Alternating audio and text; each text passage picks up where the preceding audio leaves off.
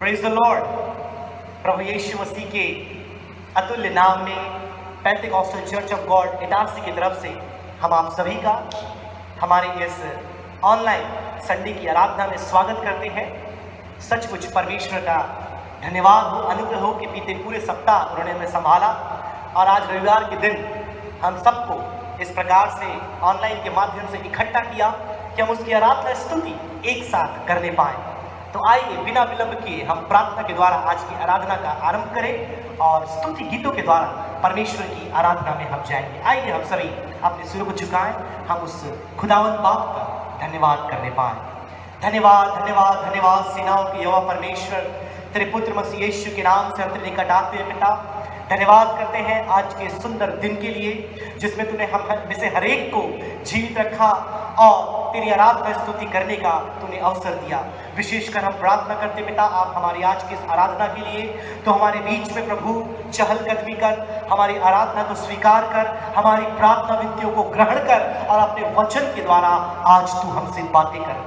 जितने हमारे प्रियजन अपने अपने घरों से, निवास स्थान से इस सर्विस को देख रहे हैं पिता, हर एक के लिए हम प्रार्थना करते पिता, आज की इस आराधना के द्वारा बड़ी बड़ी आशीषें उनके जीवन में आने पाए, उनकी प्रार्थना विनती हार आमीन में ग्रहण की जाए और तेरे वचन के द्वारा वे तेरे निकटता में एक और कदम बढ़ने पाए। प्रभु हम धन्यवाद करते पिता परमेश्वर, सभा की शुरुआत से लेकर अंत तक तेरी उपस्थिति हमारे बीच कार्य करने पाए। जितने लोग सभा में, जितने सेवक अपने योगदान को देते हैं प्रभु, गीतों को गाने में, भजन को पढ़ने में, वचन को साझा करने में, प्रार्थना करने में, हम चाहते हैं प्रभु कि तेरी आशीष उनमें से हर एक के जीवन में रहने पाए। आज की आराधना को पूर्णतः तेरे हाथों में सौंपते हैं। पवित्र आत्मा की उपस्थिति की हम मांग करते हैं प्रभु। सारा आदर महिमा जलाल तुझे सौंपते हुए उद्धार करता है यीशु के नाम से मांगते हैं पिता, सुन दया से कबूल कर, आमीन। Praise the Lord. हम धन्यवाद करते हैं कि पास्टर जोस वर्गीस बहुत दिनों से बीमारी की अवस्था में थे, लेकिन परमेश्वर ने उन्हें चंगाई दी और आज हमारे बीच में फिर से एक बार आराधना की अगुवाई के लिए आए हैं। तो क्यों ना हम अपने घरों में उनके साथ मिलकर के परमेश्वर की आराधना स्तुति करें। मैं बुलाना चाहूँगा पास्टर जोस वर्गीस को कि सामने आए और आराधना में आज की हमारी अगुवाई करें। आइए हम उनके साथ परमेश्वर की आराधना में जाने पाए। पास्टर जोस।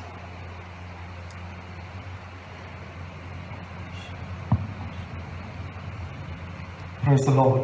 परमेश्वर का धन्यवाद हो इस सुंदर अवसर के लिए। आइए अपने शरीर प्राण आत्मा को प्रभु के पवित्र उपस्थिति में समर्पित करें। इस रविवार के सुबह के अवसर पर प्रभु को धन्यवाद करने के लिए प्रभु ने एक सुंदर अवसर हमारे जीवन में प्रदान किया। इसलिए अपने जीवन को, अपने शरीर को, अपने प्राण को, आत्मा को उस सर्वश्रेष्ठ परमेश्वर की उपस्थिति में समर्पित करते हुए हम कहें, प्रभु तू पवित्र है, तो पवित्र स्थान में विराजमान परमेश्वर है और प्रभु मैं तेरी आराधना करता हूँ। Praise the Lord, hallelujah, glory to God, hallelujah. हम मिलकर गाएंगे उस गीत को। पवित्र अति पवित्र स्थान में ले चल प्रभु, मुझको तू अपने लहू से धो दे मेरे प्रभु।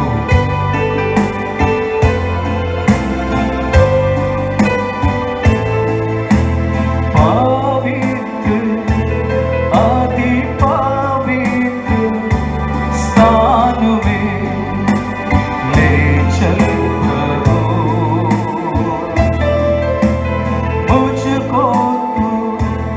अपने लहू से धो दे मेरे प्रभु। ओ पवित्र अति पवित्र स्थान में ले चल प्रभु, मुझको तू अपने लहू से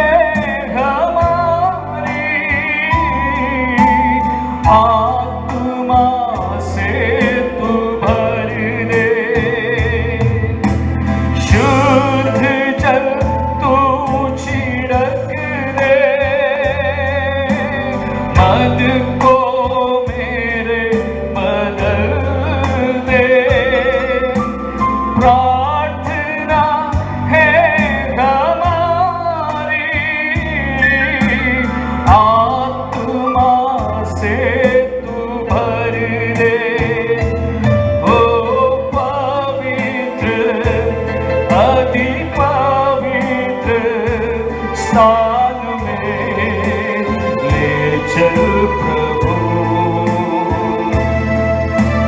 मुझको तू अपने लहू से धो दे मेरे प्रभु। ओ पवित्र अति पवित्र स्थान में ले चल प्रभु। मुझको तू अपने लहू से धो दे मेरे प्रभु। जितना मैं तुझको जानूं उतना करीब पाऊं। जितना मैं तुझको चाहूं उतना ही आशीष पाऊं। ओ जितना मैं तुझको जानूं उतना करीब पाऊं। ओ जितना मैं तुझको चाहूं उतना ही आशीष पाऊं। ओ पवित्र अति पवित्र स्थान में ले चल प्रभु। मुझको तू अपने लहू से धो दे मेरे प्रभु। अमेन पवित्र अति पवित्र स्थान में ले चल प्रभु। मुझको तू अपने लहू से धो दे मेरे प्रभु। तेरे सामने झुकते हैं सजदा हम करते हैं। तेरे सामने झुकते हैं सजदा करते हैं। आत्मा और सच्चाई से आराधना करते हैं। ओ आत्मा और सच्चाई से आराधना करते हैं। ओ आत्मा और सच्चाई से आराधना करते हैं। Hallelujah, praise the Lord, hallelujah. प्रभु का धन्यवाद हो आत्माएं और सच्चाई प्रभु की आराधना करने के लिए प्रभु ने एक और मौका हमारे जीवन में प्रदान किया है। आइए हम अपने हाथों को उठाते हुए प्रभु की धन्यवाद करें। Hallelujah, praise the Lord, hallelujah. परम पिता की हम स्तुति गाएं। वो ही है जो बचाता हमें, सारे पापों को करता क्षमा, सारे रोगों को करता चंगा। Hallelujah, praise the Lord, hallelujah. हमारे सारे दर्द को, हमारे सारे रोगों को चंगा करने वाला परमेश्वर हमारे पास में है। हालेलुया। इसलिए सुबह का अवसर हम प्रभु को धन्यवाद करते हुए इस गीत को हम मिलकर गाए। हालेलुया, परम पिता की हम स्तुति गाए। जब अपने घरों में है हमारे साथ ताली बजाते हुए इस गीत को गाए और परमेश्वर को स्तुति और महिमा करें। हालेलुया।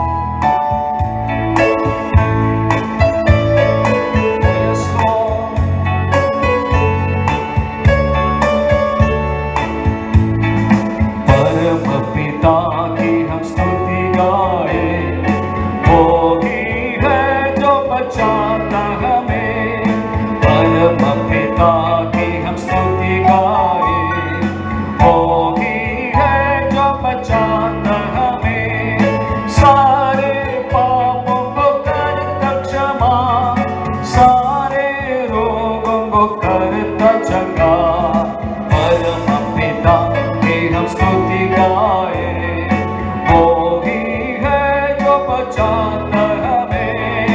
परम पिता की हम स्तुति गाए। वो ही है जो बचाता हमें, हमें धन्यवाद दे उसके आसनों में, आनंद से आए उसके चरणों में। धन्यवाद दे उसके आसनों में, आनंद से आए उसके चरणों में। संगीत गाकर खुशी से मुक्ति चट्टान को हम जय ललकाए। हमें परम पिता की हम स्तुति गाए। वो ही है जो बचाता हमें, हमें परम पिता की हम स्तुति गाए। वो ही है जो बचाता हमें, वो ही हमारा है परम पिता। तरस खाता है सर्व सदा, वो ही हमारा है परम पिता।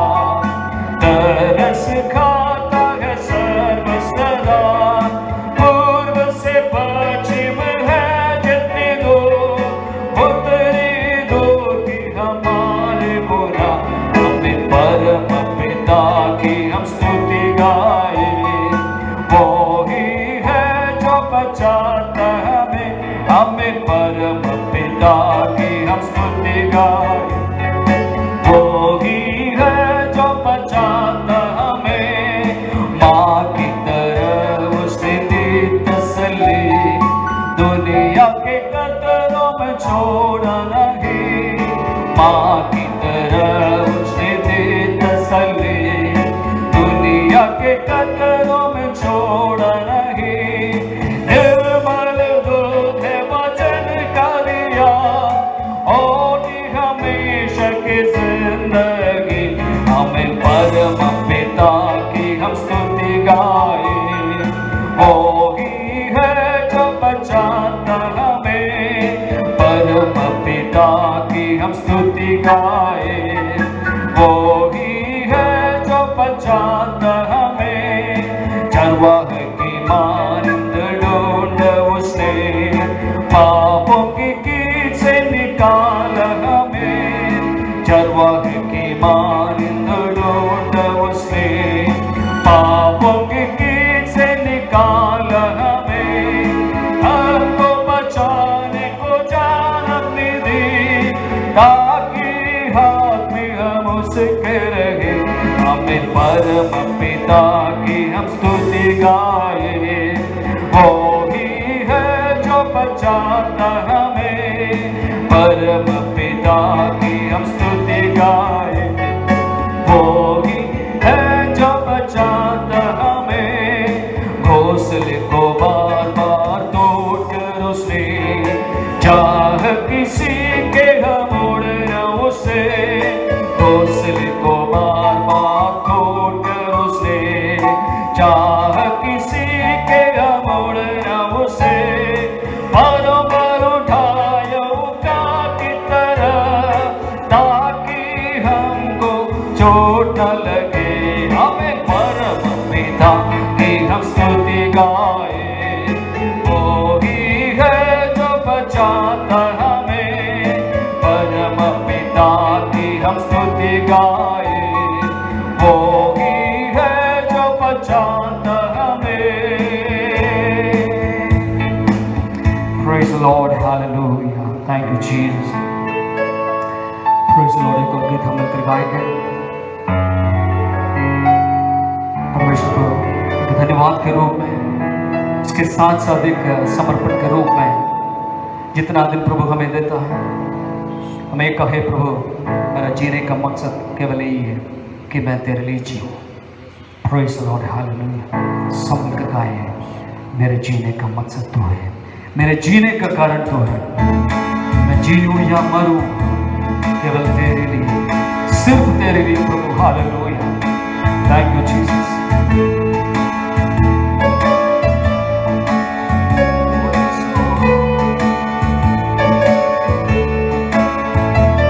मेरे जीने का मकसद तू है, मेरे जीने का कारण तू है।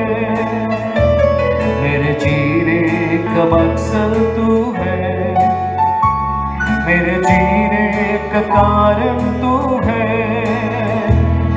मैं जीऊं या मरूं वो तेरे लिए, तू मेरा प्रभु। मेरे जीने का मकसद तू है, मेरे जीने का कारण तू है, मेरे जीने का मकसद तू है, मेरे जीने का कारण तू है। पिछला सब भूल कर मैं आगे दौड़ा चलूं, जो मेरे लिए धन था उसको मैं त्याग दूं।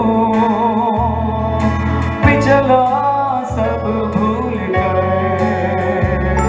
मैं आगे को दौड़ा चलूं, जो मेरे लिए धन था उसको मैं त्याग दूं, कि मैं पाऊं उससे पुरस्कार। दौड़ा मैं जाऊं कि मैं पाऊं उससे पुरस्कार। दौड़ा मैं जाऊं, मैं जीऊं या मरूं वो तेरे लिए, तू मेरा प्रभु। मेरे जीने का मकसद तू है, मेरे जीने का कारण तू है, मेरे जीने का मकसद तू है, मेरे जीने का कारण तू है। मुझ पर हुई है कृपा, बेकार न जाने दूं, जिसने मुझे है चुना उसकी ओर मैं बढ़ूं। मुझ पर हुई है कृपा, बेकार न जाने दो, जिसने मुझे चुना उसकी ओर मैं बढ़ूं।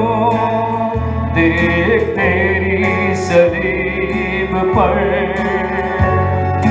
खींचा मैं जाऊं, देख तेरी सलीब पर खींचा मैं जाऊं। मैं जीऊं या मरूं वो तेरे लिए, तू मेरा प्रभु। मेरे जीने का मकसद तू है, मेरे जीने का कारण तू है, मेरे जीने का मकसद तू है, मेरे जीने का कारण तू है। Praise the Lord, hallelujah। प्रभु हम सबको आशीष देने पाए। Praise you Jesus, hallelujah, hallelujah, hallelujah। धन्यवाद हो प्रभु जी। Praise you Jesus, hallelujah। Thank you Lord।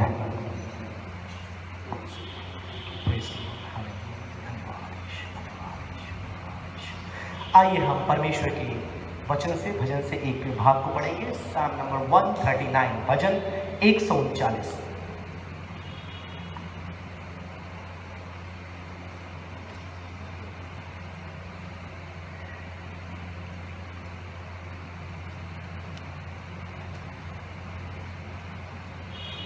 Praise the Lord, hallelujah. भजन 139 उसकी पहली आयत से लेकर उसकी 12 आयत हम पढ़ेंगे।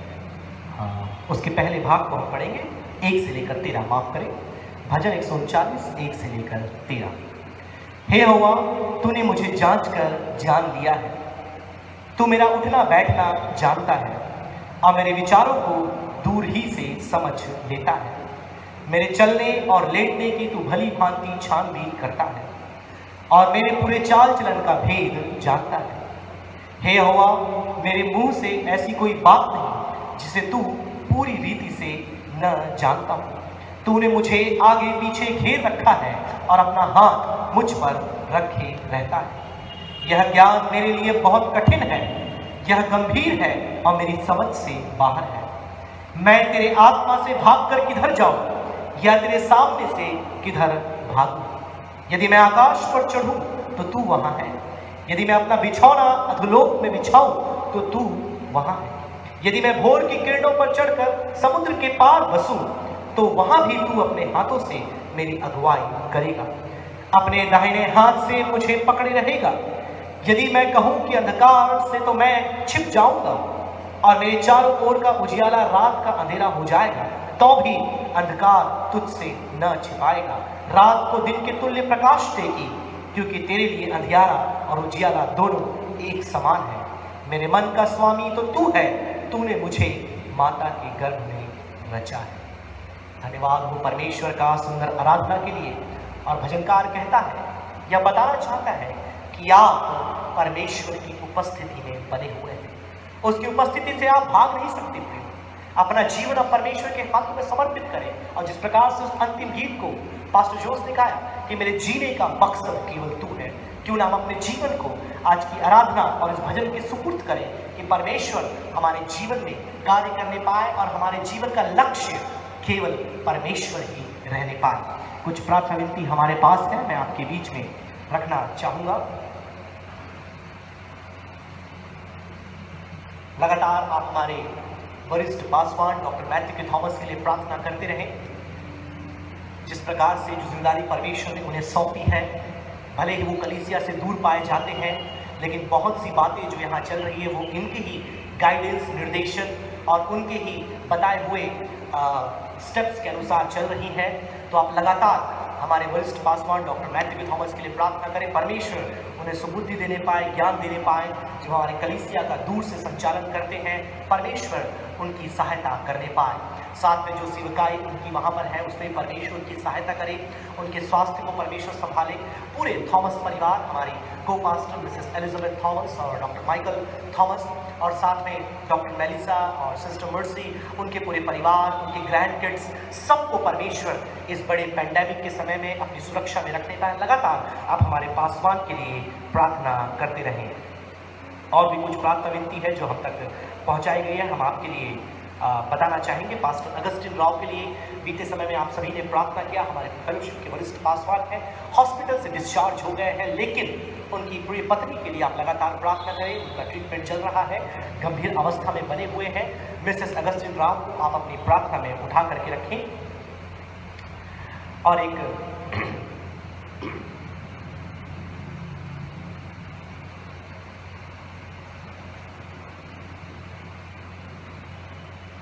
लगातार मिस्टर सिल्वानुस जोसेफ के लिए आप प्रार्थना करें।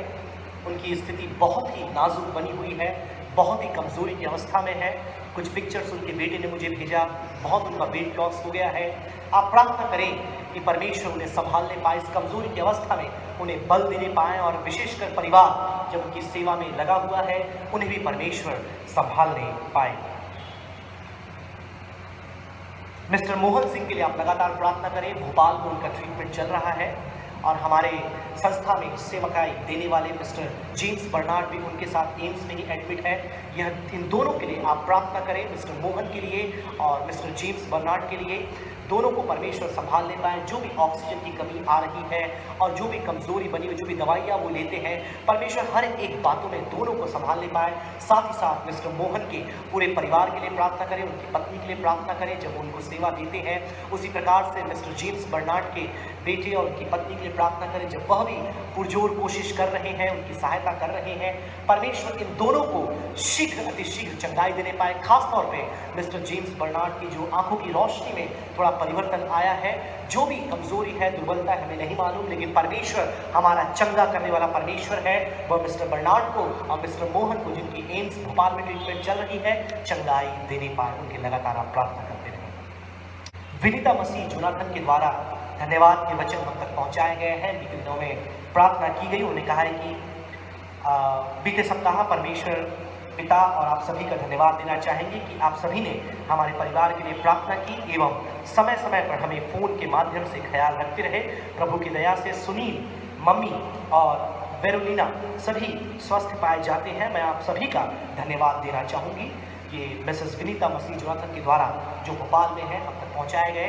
तो जब प्रियो आप प्रार्थना करते हैं, परमेश्वर अद्भुत कार्य करता है, चंगाई करता है। तो आप अपनी प्रार्थनाओं को हल्के में ना लें। जब आप बीमारों के लिए प्रार्थना करते हैं, इस प्रकार की गवाहियाँ हमें सुनने को मिलती है। तो लगातार आप बीमारों के लिए प्रार्थना करें। हम धन्यवाद करते हैं उनके शब्दों के लिए, क्योंकि बहुत बार प्रार्थना की जाती है और चंगाई के बाद लोग भूल जाते हैं। लेकिन धन्यवाद हो जिन लोग अपनी कलीसिया को धन्यवाद देते हैं, अपने पासवानों को धन्यवाद देते हैं, परमेश्वर उन्हें आशीषें देने पाए। प्रार्थना करते रहें मिसेस सुधीर फ्रांसिस की कजिन के लिए, कजिन ब्रदर हैं उनके संदेश पालगबोल जो परतवाड़ा में पाए जाते हैं, उनके लिए प्रार्थना करें। कोविड पॉजिटिव है और हॉस्पिटल में एडमिट है। प्रभु उन्हें पूर्ण रीति से छूकर चंगाई देने पाए।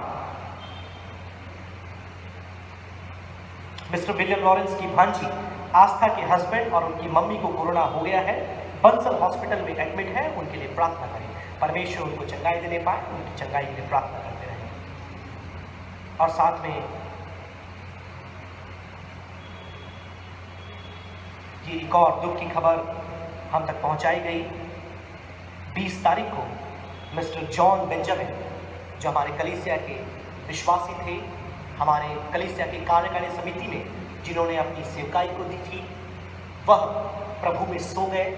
उनका ट्रीटमेंट पिछले 2 सप्ताह से चल रहा था। कुछ समय के लिए हॉस्पिटल में भी एडमिट थे, लेकिन 20 तारीख की सुबह उनके परिवार के द्वारा हम तक सूचना पहुंची कि वह अपनी अंतिम सांस भोर में लिए और प्रभु के पास वो चले गए। आप पूरे जॉन बेंजामिन के परिवार के लिए प्रार्थना करें कि परमेश्वर उनकी दोनों बेटियों को, खासतौर पे उनकी पत्नी को, जब वह अपने आप को अकेला पाती हैं, परमेश्वर अपनी उपस्थिति के द्वारा उन्हें संभालने पाए। खासतौर पे उनकी एक्सटेंडेड फैमिली है जो उस शोक सभा में भी, खासतौर पे उस अंतिम क्रिया में नहीं आ पाए, उनके लिए भी प्रार्थना करें। परमेश्वर जितने लोग इस घटना के द्वारा शोकित हुए हैं, परमेश्वर हर एक को संभालने पाए। ब्रदर एनोश तिमोथी के uncle mister Sunil Timothy corona से पीड़ित है, अभी होम क्वारंटीन में है। उनकी चंगाई के लिए आप लगातार प्रार्थना करते रहें। मिसेस जॉर्ज, ये 21 तारीख की बात है, जो सतवासा में रहते थे और हमारे फेलोशिप के पासवान पास्टर पैट्रिक की कलीसिया में संगति करते थे। सुबह 9:30 बजे 21 तारीख को हमारे इटारसी में ही उनकी अंतिम क्रिया हुई, क्योंकि इटारसी हॉस्पिटल में उनका ट्रीटमेंट चल रहा था, कोरोना से पॉजिटिव थे। और 21 तारीख की सुबह, खासतौर पे वो 20 तारीख की रात में उनका देहांत हुआ, लेकिन 21 तारीख की सुबह 9:30 बजे उनकी अंतिम क्रिया इटारसी के ग्रेवयार्ड पे हुई। हम चाहते हैं कि आप मिसेस जॉर्ज के पूरे परिवार के लिए, उनके रिश्तेदार हमारे कलीसिया में पाए जाते हैं, सिस्टर एलिस है, उनकी वो नानी रही थी, तो आप प्रार्थना करें कि जितने लोग शोकित हैं, जितने लोग दुखित हैं, उन आंटी के जाने के द्वारा परमेश्वर हर एक को संभालने पाए। और उन्होंने अपने जीवन में सेवकाई के द्वारा परमेश्वर के राज्य के लिए बहुत से कार्य किए। लंबे समय से परमेश्वर के दासों के प्रति उनका प्रेम बना रहा, उनका लगाव बना रहा, और उन्होंने काफ़ी परमेश्वर के राज्य के लिए परिश्रम किया। हर एक बातों में परमेश्वर उनके परिवार को संभालने पाए और इस दुख की घड़ी में अपनी शांति से उन्हें भरने पाए। प्रार्थना करें मिस्टर अनिल फ्रांसिस के लिए, जो परतवाड़ा में रहते हैं, और उनकी सासू माँ के लिए। दोनों की तबीयत ठीक नहीं है, मुझे फ़ोन कॉल करके सनी फ्रांसिस के द्वारा बताया गया। आप लगातार उन दोनों के लिए प्रार्थना करें। परमेश्वर इस कमज़ोरी की अवस्था में जब हर कोई बीमार पाया जाता है, उन्हें संभालने पाए। लगातार आप हमारी कलीसिया के लिए, कलीसिया के बुजुर्गों के लिए, कलीसिया के जवानों के जो लोग बाहर रहते हैं नौकरी के लिए या किसी और कार्य के लिए, उन लोगों के लिए, और ख़ास तौर पे हमारे कलीसिया के तमाम पासवानों के लिए, सहयोगी पासवानों के लिए लगातार आप प्रार्थना करते रहे। परमेश्वर हर एक को संभाले। हमारे बाइबल कॉलेज के विद्यार्थियों के लिए, हमारे बाइबल कॉलेज के टीचर्स के लिए, हाउस ऑफ होप में जो लोग सेवा देते हैं, मिस्टर डैनियल, उनके परिवार, मिस्टर बर्नार्ड, उनके परिवार और जितने हाउसहोल्ड के बच्चे हैं उन सभी के लिए आप प्रार्थना करते रहें। परमेश्वर हर एक को संभाले और इस दुख की बेला में हर एक को परमेश्वर सुरक्षित रखने पाए। तो तमाम विषय, बहुत से विषय मैंने आपके सामने रखे हैं। पास्टर जोस हमारे बीच में है आज की खासतौर पे आराधना के लिए, आज के आने वाले वचन के लिए और जितने बीमारों के लिए यहाँ विनती की गई उन सब के लिए पास्टर जोस हमारी प्रार्थना में अगुवाई करें। आइए हम उनके साथ प्रार्थना में जाने पाए। पास्टर जोस, आइए हम प्रार्थना करें, अपने सिरों को झुकाए और प्रभु की उपस्थिति में हम इन सारे बंदियों को रखते हुए हम प्रार्थना में जाएंगे। हमारे स्वर्गीय पिता परमेश्वर, हम आपको धन्यवाद और स्तुति करते हैं सुंदर रविवार के सुबह के लिए प्रभु जी। हालेलुया प्रभु, एक साथ तेरे बस्ती में आकर जहाँ कहीं हम पाए जाते हैं, तेरी बस्ती में हमारे सिरों को झुकाने के लिए प्रभु, हमारे दिलों को उंडेलने के लिए प्रभु तू सहायता करते हैं, इसलिए तेरा धन्यवाद हम करते हैं। प्रभु तू महान परमेश्वर है, ईश्वरों का ईश्वर है, प्रभुओं का प्रभु है, राजाओं का राजा है। प्रभु जी सब कुछ नियंत्रण में रखने वाला परमेश्वर आप है, इसलिए तेरा धन्यवाद करते हुए तेरी बस्ती में प्रभु हम प्रभु जी नम्रता के साथ, दीनता के साथ, भक्ति के साथ प्रभु जी आपकी बस्ती में आते प्रभु। हालेलुया।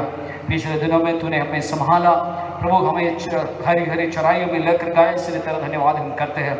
साथ ही साथ प्रभु जी हमारे दिल प्रभु वेदना से भरे हैं, प्रभु दुख से भरे हैं, लेकिन तेरे प्रभु जी उस अनमोल वचन के द्वारा प्रभु जी उस शांतिदायक वचन के द्वारा हम आश्वास हमारे जीवन में प्राप्त करते हैं, इसलिए तेरा धन्यवाद हम करते हैं। सबसे पहले प्रभु जी प्रभु उन परिवारों के लिए हम प्रार्थना करते हैं जो दुख से होकर, पिछले दिनों में दुख से होकर गुजरे।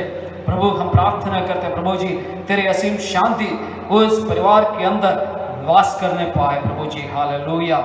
साथ ही साथ प्रभु जी जितने लोग, जितने दिलों में दुख है प्रभु जी, हालेलुया, प्रार्थना करते प्रभु जी तेरे वचन के द्वारा उन्हें सांत्वना प्रदान कर प्रभु जी। हालेलुया। तेरे बस्ती के द्वारा प्रभु तो प्रभु जी सांत्वना प्रदान कर, तू शांतिदायक परमेश्वर, इसलिए तेरे धन्यवाद करते प्रभु जी। आज के इस वक्त उस सारे परिवारों को हम तेरे बस्ती में समर्पित करते प्रभु जी। जो प्रभु जी खालीपन उस परिवार में है प्रभु जी, हमारे वचन के द्वारा हम उसको भर नहीं कर सकते हैं, लेकिन आपके बस्ती से द्वारा प्रभु जी, उपस्थिति के द्वारा उस परिवारों के जो खालीपन है प्रभु जी भरने पाए। हालेलुया। प्रार्थना करते हैं प्रभु जी जॉर्ज परिवार के लिए प्रभु जी, उस बेंजामिन परिवार के लिए और अन्य परिवार जो है जहाँ पर प्रभु जी हालेलुया उस दुख से होकर गुजरना पड़ा, उस सारे परिवारों को तेरे बस्ती में समर्पित करते प्रभु जी। तो सहायता करना, मदद करना प्रभु जी। Hallelujah hallelujah hallelujah. और जितने लोग के नाम यहाँ पर प्रभु जी तेरे दास पास निकल के द्वारा यहाँ पर रखे गए प्रभु जी, सबके लिए प्रार्थना करते हैं प्रभु जी। ब्रदर जेम्स बर्नार्ड के लिए, जो परतवाड़ा में जो लोग हैं प्रभु जी, ब्रदर मोहन के लिए और प्रभु जी हालेलुया जितने लोग प्रभु जी भिन्न भिन्न रोगों से पीड़ित है प्रभु, तेरे प्रभु जी हालेलुया छेदे हुए हाथ को बढ़ाकर उनका अद्भुत रीति से चंगाई प्रदान कर प्रभु जी। हालेलुया। हम प्रार्थना करते हैं हमारे कलीसिया के सारे लोगों के लिए, भाई बहनों के लिए, बच्चों के लिए, बुजुर्गों के लिए प्रभु जी। हालेलुया। जो भी रोग शैया पर है प्रभु जी, प्रार्थना करते हैं प्रभु जी तेरे बस्ती वहां पर उतरने पाए, तेरे वचन भेज कर प्रभु जी उन्हें छू कर चंगाई प्रदान कर। हमारे कलीसिया के एसोसिएट पास्टर्स के लिए प्रार्थना करते हैं, सेवकों के लिए प्रार्थना करते हैं, टीचर्स के लिए प्रार्थना करते हैं, बाइबल कॉलेज के स्टूडेंट्स के लिए प्रार्थना करते हैं, हाउस होल्ड के बच्चों के लिए, स्टाफ के लिए, परिवार के लिए, सबके लिए प्रार्थना करते हैं प्रभु जी। हालेलुया। तो सहायता करना, मदद करना, देवी आरोग्यता में चलने के लिए तो सहायता करना, मदद करना प्रभु जी। विशेष तौर से प्रभु जी हालेलुया प्रभु जी हमारे वरिष्ठ पास्टर डॉक्टर माध्यु थॉमस और उनके परिवार के लिए प्रार्थना करते हैं, तो उन्हें सहायता किया प्रभु जी, हमसे बहुत दूर पाए जाते हैं प्रभु जी। हालेलुया। तो उन्हें सहायता करना, मदद करना और प्रभु जी उनके प्रभु जी सेवकाई में तेरी बस्ती होने पाए प्रभु जी। हालेलुया। हम प्रार्थना करते हैं प्रभु जी तूने पास्टर कृष्ण राव को चंगाई प्रदान की, इसलिए धन्यवाद करते हैं प्रभु जी। हालेलुया। जो भिन्नता प्रभु जी मसीह के द्वारा जो धन्यवाद के शब्द जो आए हैं उनके लिए भी हम आपको धन्यवाद देते हैं प्रभु जी। और जितने लोग प्रभु जी हालेलुया प्रभु जी प्रार्थना के लिए अपेक्षा किया प्रभु जी, हालेलुया विनती दिया है, सबको तेरे बस्ती में समर्पित करते हैं। विशेष तौर से आज के वचन के लिए प्रभु जी हम विशेष प्रार्थना करते हैं, तेरे दास को हमारे बीच में अद्भुत रीति से इस्तेमाल कर, तेरे पवित्र आत्मा में होकर तेरे वचन को हमारे बीच में पेश करने के तू सहायता करना, मदद करना। प्रभु जी हालेलुया। अच्छी आराधना दी, धन्यवाद हो प्रभु जी, तेरे वचन के द्वारा हमें आशीष दे अंतिम समय तक तेरे पवित्र आत्मा हमारे बीच में प्रभु जी हालेलुया। प्रभु चल फिर हालेलुया। Thank you Jesus. तेरे नाम की महिमा करते हुए छोटी सी विनती प्रभु यीशु मसीह के मधुर और मीठे नाम से मांगते हैं पिता, आमीन। Praise the Lord. आप सभी को जय मसीह की। सर्वप्रथम मैं अपने परमेश्वर का धन्यवाद करना चाहूंगा जिसने यह अवसर फिर से एक बार मेरे जीवन में दिया कि परमेश्वर की जीवित कलाम को लेकर आपके समक्ष मैं खड़े होने पाऊं। और उसके पश्चात अपने वरिष्ठ पासवान डॉक्टर मैथ्यू थॉमस का मैं धन्यवाद करना चाहूंगा जिन्होंने ये मौका मुझे दिया कि प्रभु के वचन से आज मैं सेवकाई करने पाऊं। और सचमुच परमेश्वर क्या ही धन्य अनुग्रहकारी परमेश्वर है जो हमेशा हमें ऐसे मौके देता है कि हम उसके वचन से सुनने पाएं, उसके वचन की शिक्षा, उसके वचन के प्रचार को हम सुन सकें। तो सचमुच हम बहुत ही आशीषित लोग हैं। इसलिए नहीं कि हमारे पास खाने के लिए भोजन है या पहनने के लिए वस्त्र है या यात्रा करने के लिए वाहन है, परंतु उससे भी बढ़कर हम आशीषित इसलिए हैं कि हमारे पास उसका वचन है। हालेलुया। उसका जीवित वचन प्रयोग जो हमारे भूखमरी के समय हमें पोषण देता है। जब हमारे पास कुछ भी नहीं होता, जब उसका वचन हमारे पास आता है, वह हमें ढाढ़स, हमें हिम्मत और हमें बल देता है। तो यदि आपको याद होगा बीते समय में हमने परमेश्वर के वचन से एक विषय को देखा था, लगभग 2 सप्ताह पहले की बात है, कि आखिर ये दुख परेशानी विश्वासियों के जीवन में क्यों आती है। क्योंकि मुझे लगता कि इससे बेहतर विषय जो ये समस्या इस देश और दुनिया में चल रही है, इससे बेहतर कोई विषय हम प्रचार कर सकें या पढ़ पाए वचन में। तो यह जो विषय मैंने कहा कि एक जो दुख महामारी देश और दुनिया में फैली हुई है, ये विश्वासियों के जीवन में क्यों आती है। तो द फैक्ट ऑफ सफरिंग, दुख या सताव का तथ्य हमने पिछले संदेश में सुना और आज उससे एक कदम आगे बढ़ के, जब दुख तो आनी है, परेशानी तो आनी है, विश्वासियों को इसके मध्य क्या करना चाहिए, या फिर और function in the midst of suffering. दुख, सताव, वेदना, परेशानी, महामारी के बीच में विश्वासियों को क्या करना चाहिए या दुख में हमारा क्या कार्य होना चाहिए, आज का विषय यही होगा। और जो शास्त्र परमेश्वर के वचन से मैंने चुना है वो है पहले पत्रस की पत्री 5वां अध्याय उसकी 6वीं आयत से लेकर 10वीं आयत तक। इसके बीच की कुछ आयतों को हम कई बार एक निकाल करके पढ़ते हैं, लेकिन ये पूरे एक परिच्छेद में, एक पूरे संदर्भ में इनका मतलब हमारे लिए क्या है, आज परमेश्वर के वचन से हम सीखने पाएंगे। और जैसा कि मैंने आपसे कहा कि इस दुख से बड़ा कोई विषय नहीं है आज के समय में, क्योंकि बीते दिनों में जैसे कि आपने सूचनाओं को भी सुना, हमारे कलीसिया में भी बहुत ज्यादा दुख प्रिय विश्वासियों ने देखा। कई लोग बीमार थे और कई लोग प्रभु में सो भी गए। बहुत परिवार वालों को क्षति पहुंची है, वेदना पहुंची है। तो इस परिवेश में एक हिम्मत, एक ढाढ़स और एक हियाव देने के लिए, आपका बल बढ़ाने के लिए परमेश्वर के वचन से इन बातों को देना चाहूंगा कि आखिर आपको इस दुख की बेला में क्या करना चाहिए।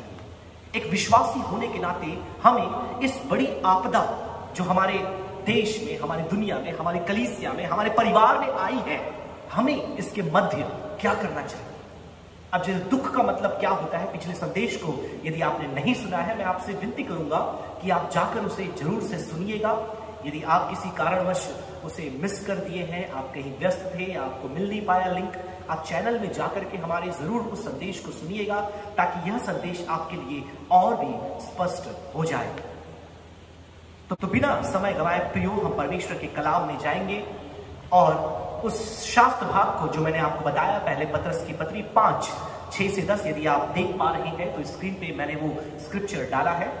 और शायद स्क्रीन से आप पढ़ ना पाए तो घर में अपने बाइबल को आप खोल सकते हैं, क्योंकि वर्ड्स का जो फॉन्ट है बहुत छोटा है, तो आप अपने घरों में अपने बाइबल को खोल सकते हैं। मैं यहाँ आपके सामने पढ़ना चाहूंगा पहले पत्रस की पत्री 5वां अध्याय उसकी 6वीं आयत। इसलिए परमेश्वर के बलवंत हाथ के नीचे दीनता से रहो, जिससे वह तुम्हें उचित समय पर बढ़ाएगा। परमेश्वर के पवित्र वचन के लिए हम धन्यवाद करते हैं। मैं आपको पतरस की पत्री का एक संक्षिप्त में पृष्ठभूमि में आपको बताना चाहूंगा। यदि आप पतरस की पत्री को देखें कि यह किन को लिखा गया था, तो आपको मालूम चलेगा यह उन मसीही विश्वासियों को लिखा गया था जो सताव के कारण अलग अलग स्थानों में बिखरे हुए थे। एक बड़ा सताव जब कलीसिया में आया प्रियो, तो मसीही लोग अलग अलग स्थानों में बिखरे हुए थे, फैले हुए थे। उस कलीसिया के लिए, उन विश्वासियों के लिए प्रेरित पतरस ने इस पत्री को लिखा। यदि आप परमेश्वर के वचन में खासतौर पे इस पत्री को यदि आप पूरा पढ़ेंगे, तो बहुत से प्रभु के लोग अन्य अन्य पृष्ठभूमि से कलीसिया में जुड़ रहे थे, और इन सारी बातों के कारण जो अन्य समाज के लोग थे या अन्य जो विरोधी थे मसीह के, वह सताव के रूप में दुख इन विश्वासियों के जीवन में लाते थे, इन्हें सताते थे। और जिसके परिणाम स्वरूप ये होता था कि ये जो मसीही विश्वासी हैं, वे यहां वहां भटकते, तितर बितर यहां वहां फिरते थे, और एक तलाश में, शांति के, आराम के, विश्राम के वह तलाश में रहते थे। उन विश्वासियों को ध्यान में रखते हुए प्रेरित पतरस अपनी इस पत्री को लिखता है, ताकि उस दुख के घड़ी में वह उन्हें ढांढस दे पाए, उस दुख की घड़ी में वह उन्हें हिम्मत देने पाए। और आज आप बोलेंगे कि हमारे लिए इसका क्या प्रयोजन? तो मेरे प्रियो, आज हम भी उसी स्थिति से होकर जा रहे हैं जिससे यह कलीसिया, जहां जिनको पतरस पत्री लिखता है, वो होकर गई। उन्हीं परिस्थितियों से जिससे वो होकर गए, आज हम होकर जा रहे हैं। वैसे ही दुख, बीमारी, तकलीफ, सताव, आर्थिक परेशानियां, बीमारियां जिनसे वो होकर गए, आज की कलीसिया 21st सेंचुरी की उन्हीं सब परेशानियों से होकर जा रही है। इसीलिए यह जो भाग है, शास्त्र भाग या पूरी प्रेरित पत्री जो पतरस की है, वो हमारे लिए समय संगत है और महत्वपूर्ण है। तो प्रियो, सबसे पहला जो कार्य है इस दुख के समय, या the function that a believer has to do or work is to become humble in suffering. दुख की बेला में विश्वासियों को नम्र होने की आवश्यकता है। अब आप कई बार इस आयत को, क्योंकि ये बहुत ही प्रसिद्ध और प्रचलित एक आयत है, कई बार इसे वचन से कोट किया जाता है, बोला जाता है कि परमेश्वर के हाथों में अपने आप को नम्र करो, क्योंकि याकूब की पत्री वही बात लिखा है कि वह तुम्हें उचित समय में ऊपर उठाएगा, that he will lift you up in the due time. लेकिन अगर आप संदर्भ में इस आयत को पढ़ें, तो इसका अर्थ उससे बहुत ज्यादा है, क्योंकि इसके बाद जो लिखा है आपको वो भी ध्यान से पढ़ना है। 6वीं आयत हमने पढ़ी, 7वीं आयत में लिखा है, और अपनी सारी चिंता उसी पर डाल दो, क्योंकि उसको तुम्हारा ध्यान है। तो मेरे प्रियो, यहां पर नम्र होने का उद्देश्य कुछ और नहीं, वरन परमेश्वर के सामने अपनी चिंताओं को उसके सुपुर्द समर्पित कर देना। क्योंकि जब हमारे जीवन में प्रियो दुख आता है, तो सबसे पहले हम चिंतित हो जाते हैं, हम निराश हो जाते हैं। लेकिन वचन में क्या लिखा है? First you humble yourself under the mighty hand of God, और फिर आगे लिखा है casting all your care upon him. अपनी सारी चिंता हम उसके ऊपर डाल दें। तो नम्र होने का मतलब बहुत बार हम ये समझते हैं कि अपने आप को दीन, अपने आप को हलीम, अपने आप को नम्र करना। और हमारे पासवान बोलते हैं कि सिर झुका करके कई लोग चलने लगते हैं। नम्र होने का मतलब मुंडी नीचे करके, कमर पीठ झुका करके, और उन्हें लगता है कि ये है नम्रता। लेकिन वचन के अनुसार वो नम्रता नहीं है प्रिय। वचन के अनुसार नम्रता क्या है? जब आप अपने आप को निश्चिंत कर देते हैं। अगली स्लाइड में जब हम जाएंगे आपको समझ में आएगा मैं आपको क्या बताना चाह रहा हूं प्रियो। आखिर प्रेरित पौलुस ने क्यों कहा कि अपने आप को हम परमेश्वर के अधीन नम्र करें? क्योंकि जो नम्रता और चिंता है वो एक दूसरे के विरोधी हैं। ये दोनों आपस में एक दूसरे के विपरीत दिशा में जाते हैं। इसे समझने के लिए मैंने एक छोटा सा समीकरण यहां पर बनाया है। यदि आप इसे समझ जाते हैं प्रियो, आप वास्तविकता नम्रता क्या है और कैसे आप बन सकते हैं आपको मालूम चल जाएगा। ध्यान से देखिए, यहां पर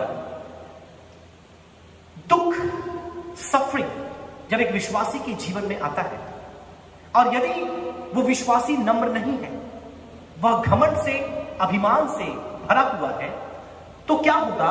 वह आत्मनिर्भर हो जाएगा। क्योंकि जब मैं अपने आप पर भरोसा रखता हूं, अपनी शक्ति पर, अपने बल पर, अपने पैसे पर, अपने परिवार पर, अपनी पृष्ठभूमि पर, अपनी पहचान पर यदि मैं भरोसा करता हूं, मैं निर्भर हो जाता हूं, तो क्या होता है? मेरे जीवन में चिंता आती है, क्योंकि परिस्थिति को मैं अपने हिसाब से संभालने की कोशिश करता हूं। किसी भी समस्या का समाधान मैं अपने हिसाब से करने की कोशिश करता हूं। लेकिन जब एक व्यक्ति नम्र होता है, आप देखिए, जब उसके जीवन में दुख आता है और वो व्यक्ति नम्रता अपने जीवन में बनाए रखता है, परमेश्वर के अधीन रहता है, तो वह आत्मनिर्भर नहीं, वो परमेश्वर निर्भर बन जाता है। Praise the Lord, hallelujah. आज जरूरत है कि कलीसिया आत्मनिर्भर नहीं परंतु परमेश्वर निर्भर बनने पाए। आज बहुत से लोग अलग अलग स्थान पर आत्मनिर्भर बनने के लिए बोल रहे हैं, लेकिन बता चाहूंगा, मसीही विश्वासी होने के नाते आपको आत्मनिर्भर नहीं बनना है, आपको परमेश्वर पर निर्भर होना है। क्योंकि यदि आप परमेश्वर पर निर्भर होंगे, आप आनंदित होंगे, आप निश्चिंत होंगे, क्योंकि आप अपनी चिंता उस परमेश्वर के ऊपर डाल देंगे। क्योंकि जब हम अपनी शक्ति, अपने बल, अपनी बुद्धि का इस्तेमाल करते हैं और अपने ताकत से हाथ पैर मारने की कोशिश करते हैं, हमारा मन, दिमाग तनाव और चिंता से भर जाता है, क्योंकि हमने सारा बोझ अपने कांधे पर रखा है। जिस प्रकार से हमारे पासवान हमेशा बताया करते थे, उस बुजुर्ग महिला का दृष्टांत, जो एक सड़क से भारी लकड़ी की गठरी अपने सिर पर रखकर ले जा रही थी, लेकिन एक व्यक्ति ने, एक बस वाले ने उसे देखा और उसे लिफ्ट दे दी, उसे बैठा लिया। उस बस के अंदर वो चली गई, बैठ गई, लेकिन फिर भी वो अपने सिर में क्या रखी थी? उस गठरी को रखी हुई थी, लकड़ी का। और जब उससे पूछा गया कि भाई तुम सिर पर क्यों रखे हो, तुम नीचे रख दो, तो उसने बोला इस बस में ओवरलोड हो जाएगा, एक तो बड़ी मुश्किल से मुझे बैठाया है, ओवरलोड हुआ पता नहीं फिर क्या होगा। कई बार हमारी स्थिति ऐसी होती है, हम प्रभु यीशु मसीह के पीछे चल रहे हैं, उस पर विश्वास करते हैं, उस पर निर्भर होते हैं, लेकिन हम अपने आप को इतना नम्र नहीं कर पाते कि हम अपनी चिंता उसके ऊपर डाल दें। इसलिए आप ध्यान से देखिए, प्रेरित पतरस 6वीं आयत में कहता है, अपने आप को परमेश्वर के उस बलवंत हाथ के नीचे नम्र करो, दीन करो, और क्या रखा है? और अपनी सारी चिंता उस पर डालो। यदि आप नम्र नहीं बनेंगे प्रियो, आप अपनी चिंता उस पर नहीं डाल सकते। वो चिंता आपको अंदर से खाती रहेगी, आपको अंदर से वो चिंता आपको खोखला बनाती रहेगी। और आज यदि आप देखें, आज के समय में कई लोग न्यूरो साइकोलॉजिकल डिजीज से परेशान है, मानसिक रोगों से ग्रसित है। चाहे आप डायबिटीज की, शुगर की बात करें, चाहे हाइपरटेंशन, ब्लड प्रेशर की बात करें, इनका सीधा सीधा संबंध आपके टेंशन और चिंता से जुड़ा हुआ है। कई बार लोग बोलते हैं कि खान पान से इनका संबंध है, होगा 20-30% खाने पीने से प्रभाव पड़ता है, लेकिन उससे ज्यादा यदि आप कुछ भी गलत ना खाएं, कुछ भी बुरी चीजों का सेवन ना करें, लेकिन यदि आप चिंतित हैं, आप टेंशन में हैं, आप एंजाइटी में हैं, आप डिप्रेशन में हैं, आपका स्वास्थ्य ठीक नहीं रहेगा। और जिस प्रकार से मैंने पिछली बार भी कहा था, मैं फिर से दोहराऊंगा, मैं कोई डॉक्टर नहीं, लेकिन जो चिकित्सक है, जो डॉक्टर है, वो ये बोलते हैं कि अधिकतर लोग जो हॉस्पिटलाइज हो रहे हैं, वो एक भय, चिंता, डर के कारण हॉस्पिटलाइज हो रहे हैं।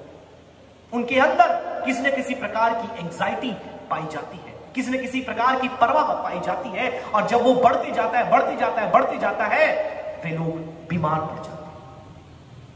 और ऐसी परिस्थिति में प्रियो, प्रभु का वचन आपको और मुझे अपने आप को नम्र करने के लिए कहता है कि तुम सारी जिम्मेदारी अपने हाथ में मत लो, तुम सारा चिंता अपने हाथ में मत लो, तुम मेरे ऊपर अपनी चिंता डाल दो, क्योंकि मैं तुम्हारी परवाह करता हूं, मैं तुम्हारी चिंता करता हूं।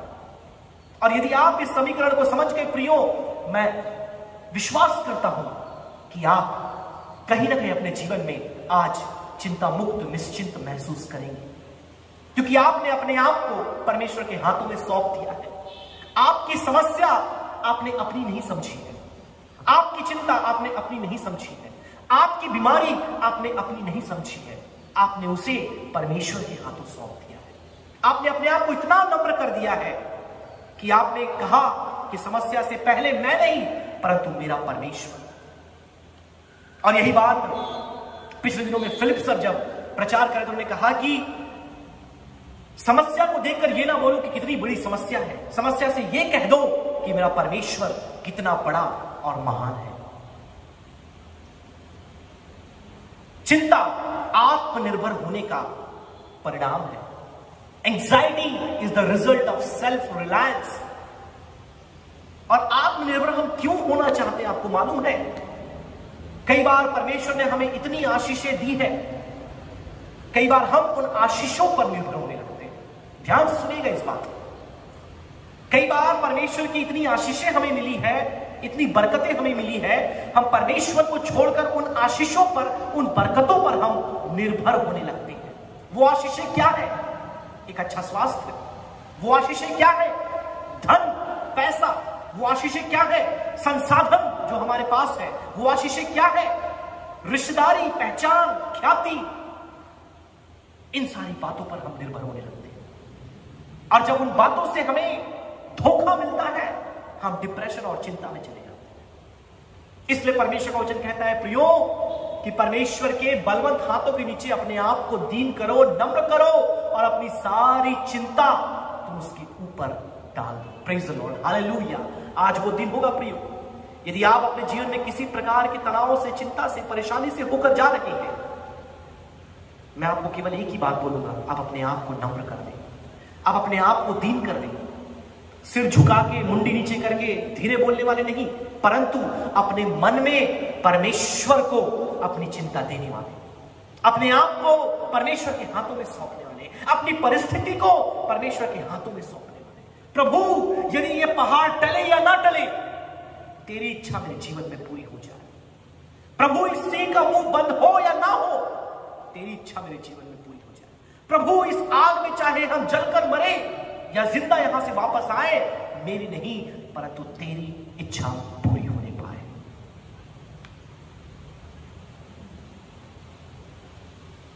एफ.बी. मेयर एक बहुत बड़े परमेश्वर के वचन के वो धर्म विज्ञानी है, साथ में लेखक है। वो ऐसा बोलते हैं कि treat cares as you treat sins. तुम जैसा पाप के साथ बर्ताव करते हो, चिंता के साथ भी ऐसा ही बर्ताव करो, क्योंकि चिंता करना भी परमेश्वर की आज्ञा का उल्लंघन है। मुझे पता नहीं आप में से कितने लोग इस बात को जानते होंगे। हमें पता है चोरी नहीं करना, झूठ नहीं बोलना, व्यभिचार नहीं करना, ये सारी बातें पाप है। लेकिन परमेश्वर के वचन को यदि आप पढ़ेंगे, 15 से ज्यादा बार परमेश्वर के वचन में कहा गया है कि चिंता मत करना। Don't be anxious. यदि आप मत्ती की इंजील पढ़ेंगे, प्रभु यीशु मसीह 6वें अध्याय में कई बार कहा है, 3 से भी ज्यादा बार, कि तुम चिंता मत करो। और जब हम चिंता करते हैं, जब हम परवाह करते हैं, जब हम अपने बीपी और शुगर को ऊपर बढ़ाते हैं, उस समय हम क्या कर रहे होते हैं? हम परमेश्वर की आज्ञा तोड़ रहे होते हैं, हम परमेश्वर की आज्ञा का उल्लंघन कर रहे हैं। इसलिए एफ.बी. मेयर ने कहा, जैसे तुम पाप को देखकर बचते हो, डरते हो, अपने आप को रोकते हो, बिल्कुल वैसे ही तुम चिंता से बचा करो, अपने आप को रोका करो। और ये कब होगा प्रियो? जब हम अपने आप को परमेश्वर के हाथों में दीन बनाएंगे, नम्र बनाएंगे। और दीन नम्र बनाने का मतलब यह है, प्रभु मैं इस समस्या का समाधान कर सकता हूं, मेरे पास ताकत है, लेकिन मैं इसे तेरे हाथों में सौंपता हूं। प्रभु, इस बात को मैं संभाल सकता हूं, लेकिन उसके लिए मुझे बहुत टेंशन लेना पड़ेगा, इसलिए मैं इसे तेरे हाथों में सौंपता हूं। जिससे ना केवल आपकी स्वास्थ्य पर अच्छा प्रभाव पड़ेगा, आपका हेल्थ अच्छा हो जाएगा, लेकिन आप सचमुच परमेश्वर के सामने नम्र बन पाएंगे। आज जब समस्या हमारे जीवन में आती है, हम परमेश्वर के पास जाने के पहले अपने सारी पुरजोर कोशिश हम लगा देते हैं, अपने सारे हथकंडे हम अपना लेते हैं उस समस्या का समाधान करने के लिए। और अंत जब थक जाते हैं तब फिर पास्टर को फोन करते हैं, तब फिर कलीसिया में हम आते हैं, तब हम प्रेयर रिक्वेस्ट देते हैं, पहले नहीं देते हैं। लेकिन प्रभु का वचन क्या कहता है प्रियो? सबसे पहले इस दुख की घड़ी में तुम अपने आप को नम्र करो, अपनी सारी चिंता परमेश्वर पर डाल दो। हालेलुया। और जब आप आगे बढ़ेंगे प्रियो, जब आप परमेश्वर के बलवंत हाथों के नीचे नम्र होते हैं तो आप अपने जीवन का नियंत्रण प्रभु को दे देते हैं। यही तो प्रॉब्लम है। अदन की वाटिका में यही तो हुआ।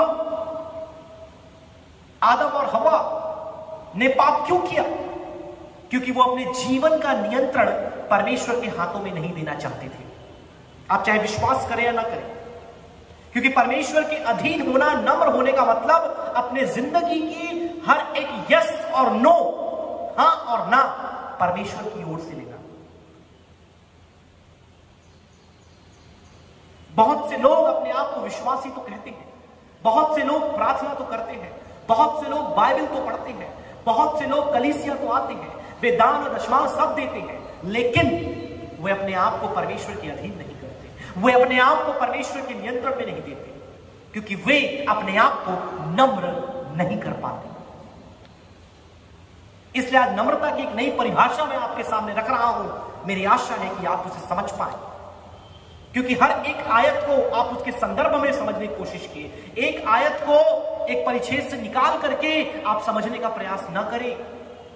और यही गलती आज बहुत से प्रचारकों से, संदेशवाहकों से होता है कि वह एक आयत संदर्भ से निकाल करके प्रचार करने की कोशिश करते हैं, समझने की कोशिश करते हैं, और वहां पर मिसअंडरस्टैंडिंग क्रिएट होती है। इसलिए हर एक आयत को समझना है तो उसके पहले की आयत और उसके बाद की आयत, या वो पूरा शास्त्र भाग, वो पूरा अध्याय समझना बहुत जरूरी है। तो प्रियो, सबसे पहले आइए इस दुख की घड़ी में, इस पैंडेमिक के सिचुएशन में हम अपने आप को नम्र करें। Let us become humble in the scenery of this suffering. और फिर आगे हम बढ़ेंगे प्रियो। वह अपने समय में आएगा, इसका मतलब आपको इस दुख के समय से बिना विरोध किए हुए गुजरना है। याद रखिए उस आयत में क्या लिखा है।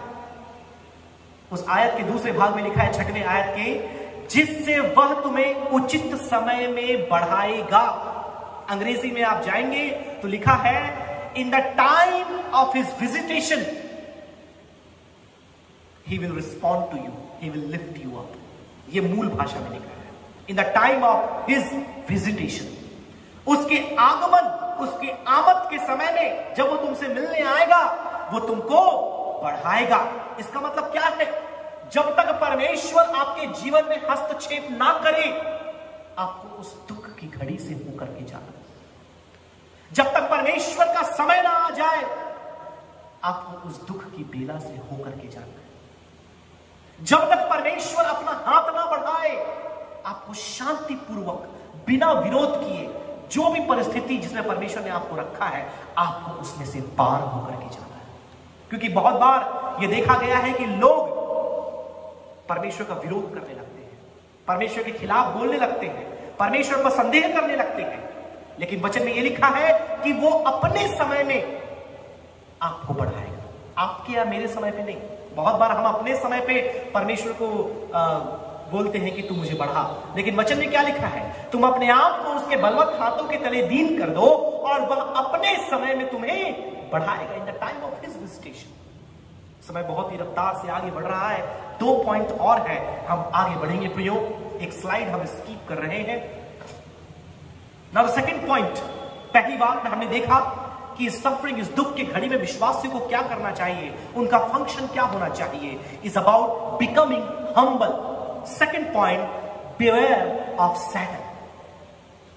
शैतान से तुम क्या हो जाओ, सतर्क हो जाओ, सचेत हो जाओ। मैं बहुत ही कम शैतान के बारे में संदेश देता हूं, लेकिन इस परिच्छेद में उसका नाम आया है तो मैं अपने आप को उसके बारे में बताने से रोक नहीं पाया। क्योंकि मसीह जगत में 2 प्रकार के लोग पाए जाते हैं। ध्यान से सुनिएगा, 2 प्रकार के लोग कौन है?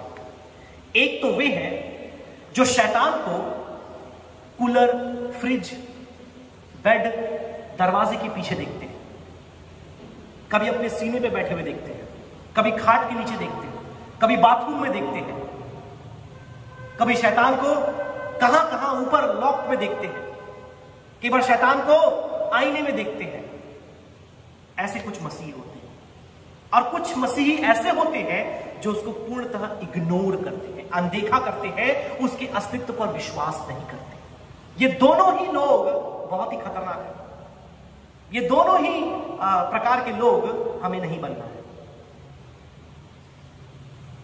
आपको हर एक झाड़ी में, हर एक दरवाजे में, आईने में, कूलर के पीछे आपको शैतान को नहीं देखना है और ना ही आपको उसकी उपस्थिति का अनदेखा करना है। बहुत बार हमको लगता है कि शैतान हमारे सामने जैसे भूतिया फिल्मों में होता है ना, कि एकदम लाल आंखें, 2 सिंग, लंबी जीभ और ऐसा आकर के हमको डराएगा। शैतान ऐसे नहीं आता, क्योंकि शैतान ऐसे आएगा तो हमको तो मालूम चल जाएगा शैतान है।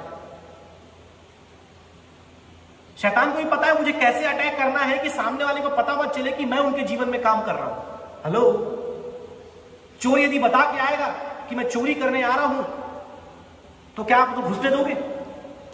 इसी प्रकार से शैतान को पता है कि मुझे किस रूप में, किस तरीके से इनके पास आना है, इनके जीवन में आक्रमण करना है। पहला पत्रस 5:8 पढ़ लें। उसी आयत में 6वीं आयत हमने पढ़ी, 7वीं आयत हमने पढ़ी, अब 8वीं आयत हम पढ़ेंगे। सचेत हो और जागते रहो, क्योंकि तुम्हारा विरोधी शैतान गरजने वाले सिंह की नाई इस खोज में रहता है कि किसको फाड़ खाए। पहली बात, हमें नम्र बनना है। नम्रता का मतलब अपनी चिंता, अपनी आत्मनिर्भरता हम परमेश्वर के ऊपर डाल दें, परमेश्वर पर निर्भर हो जाए। अपने घमंड, अपने अभिमान को हम एक तरफ करें।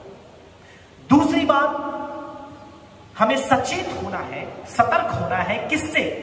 शैतान से और उसकी चालों से। क्यों? क्योंकि वह इस खोज में रहता है कि किसको फाड़ खाए। यदि आपने वाइल्ड लाइफ देखा है, जंगल का जीवन यदि आप जानते हैं, जो सिंह होता है वो जंगल का राजा होता है और जब वो शिकार करता है, यदि आपने देखा होगा, वो मान लो सैकड़ों हिरण एक रास्ते से होकर के जा रहे हैं, बाघ या शेर या सिंह घात लगा के वहां बैठा हो, झाड़ी के पीछे, पत्थर के पीछे या घास के पीछे वो बैठा रहता है और वो ताक लगा के इस इंतजार में रहता है कि मैं किसको अपना शिकार बनाऊं। वो ऐसा किसी को भी जाके नहीं पकड़ता, वो ताक लगा के देख रहा होता है और देखता है कि सबसे कमजोर कौन है, जो बड़ी आसानी से, सरलता से मेरा शिकार वो बन जाए।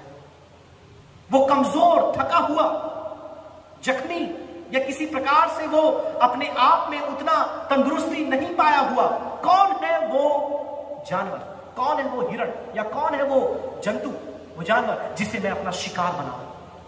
और जब आप दुख की घड़ी में होते हैं प्रियो, परमेश्वर के दास प्रेरित पौलुस ने और प्रेरित पत्रस ने बड़ी आत्मा की भरपूरी से इन पत्रियों को लिखा है और यदि उन्होंने इस बात को यहां लिखा है तो इसके पीछे मेरे प्रियो बहुत ही गहरा अर्थ है कि जब आप दुख, परेशानी और बीमारी की अवस्था में होते हैं, आप कमजोर होते हैं। ध्यान से सुनिएगा, जब आप बीमारी, दुर्बलता, कमजोरी की अवस्था में होते हैं, आप कमजोर होते हैं।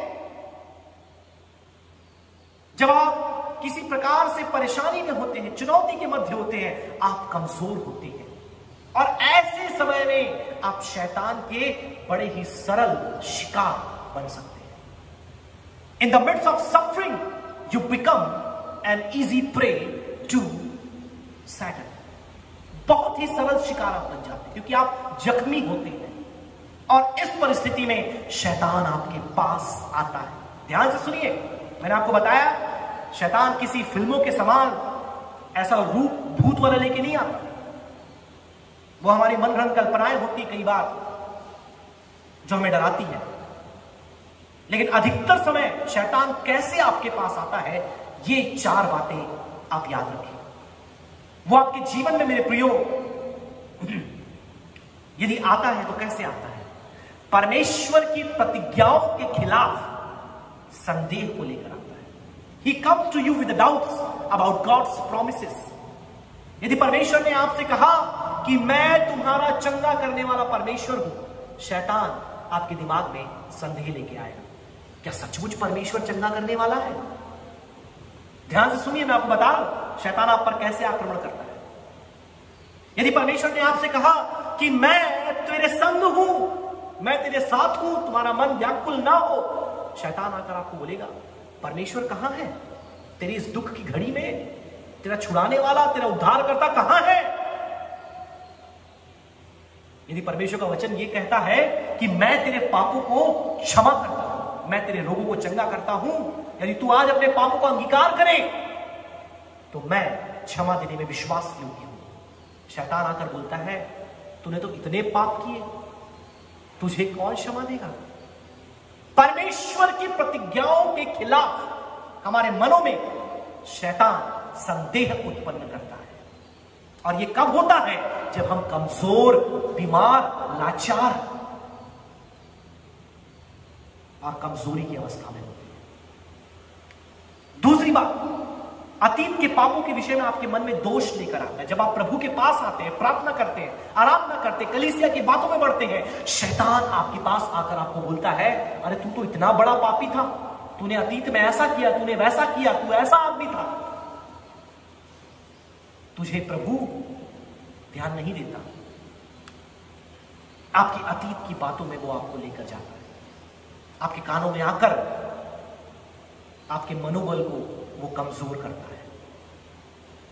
तीसरी बात, टेम्पटेशन टू कर्स गॉड, परमेश्वर को श्राप देने की अभिलाषा आपके अंदर लाता है।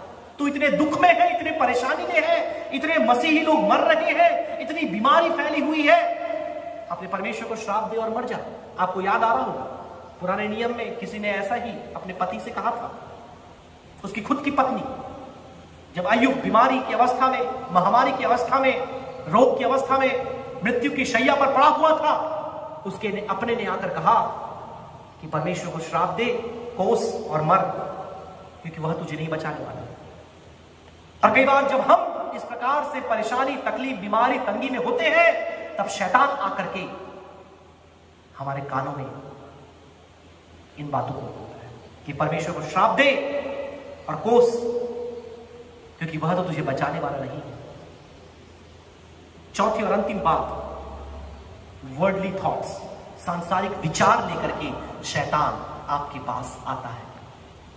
आपको लग रहा होगा इस पैंडेमिक के दौर में, ये बिंदु विशेष तौर पर मैं जवानों के लिए संबोधित करना चाहूंगा। ये कई बार जवान ये सोचते हैं कि हमारे लिए संदेश नहीं होता। आप ध्यान से सुनिए, बहुत से जवान जब अपने अपने घरों में हैं और अधिकतर जवान के पास कोई काम नहीं है, अधिकतर स्कूल जाने वाले बच्चे के पास कोई काम नहीं, कोई होमवर्क नहीं है, वो ज्यादा समय अपना स्क्रीन में, कंप्यूटर में, लैपटॉप में बिता रहे हैं, उनके पास कोई असाइनमेंट नहीं है। सांसारिक विचार, वर्ल्डली थॉट्स शैतान लेकर के हमारे जवानों के अंदर आता है। आप विश्वास नहीं करेंगे, जब से लॉकडाउन शुरू हुआ, मैंने बहुत पहले अपने संदेश में इस बात को कहा था, मैं फिर से दोहराऊंगा, अश्लील साहित्य, पोर्नोग्राफी, बुरी चीजों को देखना, बुरी चीजों को पढ़ना, इसमें बहुत ही ज्यादा इजाफा हुआ है।